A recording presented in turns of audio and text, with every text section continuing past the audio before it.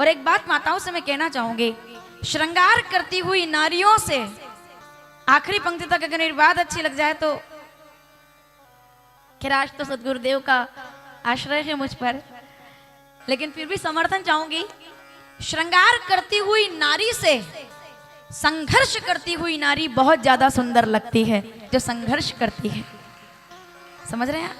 श्रृंगार नारी जो करती है वो भी सुंदर है, पर जब तक सिर पर पसीना ना आए तब तक नारी की सुंदरता नहीं बढ़ती है। तप करती हुई नारी सबसे ज्यादा सुंदर लगती है नारी जब वो करवा चौथ का व्रत करती है, जब वो हड़ताल तीज का व्रत करती है, उस दिन उनके चेहरे का तेज अलग रहता है। जिस दिन वो एकादशी करती है उस दिन उनके चेहरे का तेज अलग रहता है, क्योंकि वो अपनी साधना से महान बनती है, अपनी तपस्या से महान बनती है। ठीक है ना माताओं? करवा चौथ के दिन कितना सुंदर स्वरूप रहता है माताओं का।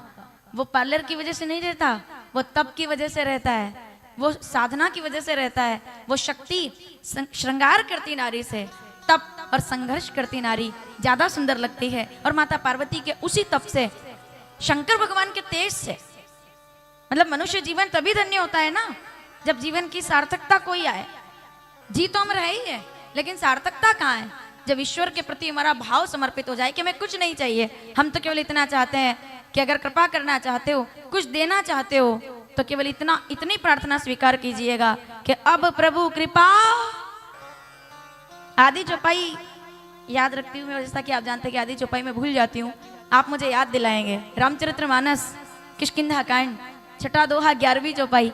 आइए जरा, चौपाई भूल गई हूँ मैं केवल आपसे, आप मुझे मेरे साथ पूरा करेंगे, ठीक है? अब प्रभु कृपा और सब तजी भजन। जिसके पास कृपा है, इस दुनिया में और कुछ हो ना हो, कृपा होनी चाहिए।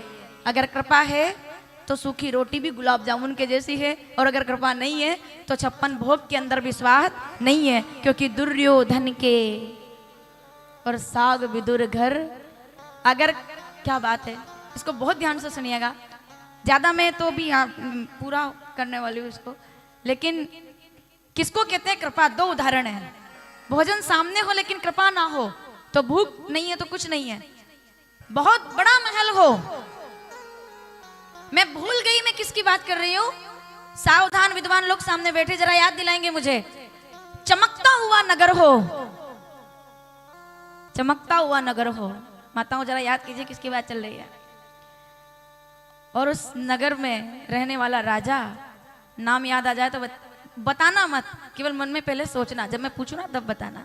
4 वेद का ज्ञाता, प्रकांड पंडित, परम विद्वान, मुनि विश्रवा की संतान, पुलस कुल भूषण, ठीक है, सोने की नगरी का एकमात्र सम्राट।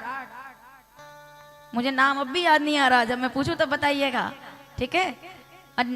चमक रहा है नगर, किसको कहते हैं कृपा? चमक रहा है नगर, जब रात को सोया तो नगर चमक रहा था, किसको कहते हैं कृपा? जब सोता है रात को तो नगर चमक रहा था, लेकिन एक दिन जब सुबह उठा तो चमकने वाला नगर दूधू करके धधक रहा था, आग लगी हुई थी सोने की नगरी में। और जब वो छत पर आकर देखता है अपने महल के कंगूरे पर खड़े होकर के कि ये कैसे हो सकता है, हम आश्चर्य से देखते हैं तो हमारी 2 आंखें खुलती है, ऐसे आंखें खोलकर देखते हैं। उसने जब आश्चर्य से देखा तो 20 आंखें खुल गई, क्योंकि 10 से ताही 10 आंखें खुल गई। माताओं नाम याद करना किसकी बात चल रही है। कृपा किसको कहते हैं? सावधान, जल्दी मत करना। कृपा किसको कहते हैं?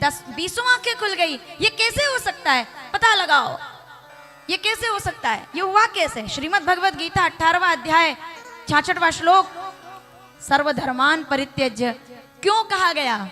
जवाब सुनिएगा, वो 20 आंखें खोल करके ये कैसे हो सकता है?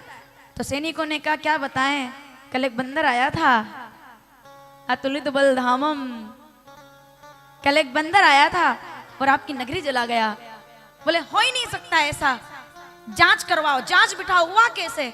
सैनिकों ने कहा इसमें कौन सी बड़ी बात है, नगर जल गया तो जल गया, जलने की चीज थी, जल गई, क्या बात है?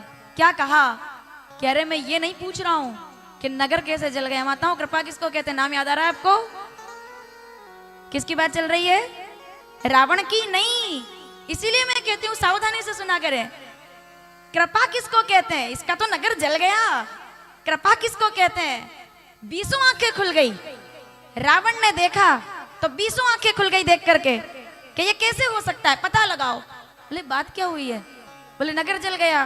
बोले मैं इसको लेकर हैरान नहीं हूँ कि नगरी कैसे जल गई, मैं तो बची हुई उस कुटिया को देखकर हैरान हूँ कि जब पूरा नगर जल गया तो कुटिया कैसे बच गई। सावधान, कृपा उसको कहते हैं, चाहे रावण जैसी लंका साथ हो तो कोई फर्क नहीं पड़ता, विभीषण की तरह कृपा होगी तो बाल बाका होने वाला नहीं है। तब सैनिकों ने कहा कि बता तो देंगे लेकिन आपको बुरा लग जाएगा। बोले जवाब क्या है? रामचरितमानस बालकांड 21वां दोहा। जवाब बड़ा प्यारा सा है, पूरा करेंगे मेरे साथ? राम नाम। आपने तो सोना लगाया अपने दरवाजे पर, आपके भाई ने तो मणियां लगा ली, मणियां। और कौन सी मणियां? राम नाम मणि दीप धरु जी हदे हरी द्वार तुलसी भीतर बाहरे।